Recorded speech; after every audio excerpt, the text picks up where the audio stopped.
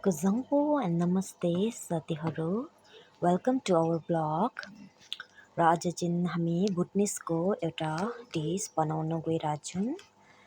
त्यसको नाम चाहिँ बाथुप हो र यो मैदाको डो चाहिँ अलरेडी हामीले प्रिपेयर गरेको थियो। सो त्यसको लागि चाहिँ फर्स्टली यसरी राउन्ड राउन्ड डो बनाउनुपर्छ पेलेर अनि यस्तो शेपमा जस्तो शेपमा पनि काटेर रेडी पारेर तपाईले पानी उम्लिरहेकोमा लाउन सक्नुहुन्छ।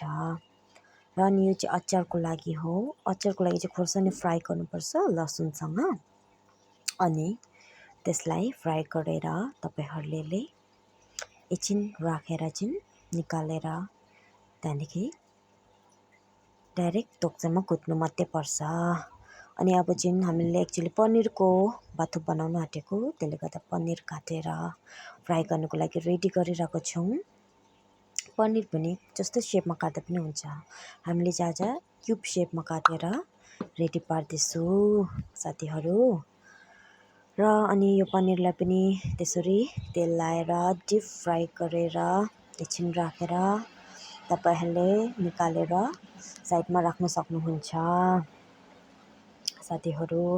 अनि यो चाहिँ तपाईको सिम्पल हो भुटनिस बाथुप चाहिँ केही गर्नु पर्दैन। तपाईले मैदा एउटा चाहिन्छ अनि केकै पनि हुन्छ नन भेजको पनि हुन्छ भेजको अब प्लेटिङको लागि रेडी गरेको पनिर माथिबाट टप अप गरेर अनि त्यसमा तपाईले हैन ओनियन्स लाउन पनि सक्नुहुन्छ। हामीले चाहिँ कोरिएन्डर लाएको छौं।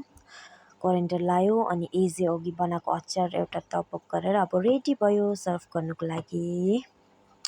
र यो चाहिँ कोकसँग हामीले लिइरहेको छौं। बेस्ट कम्बिनेसन भनौं न।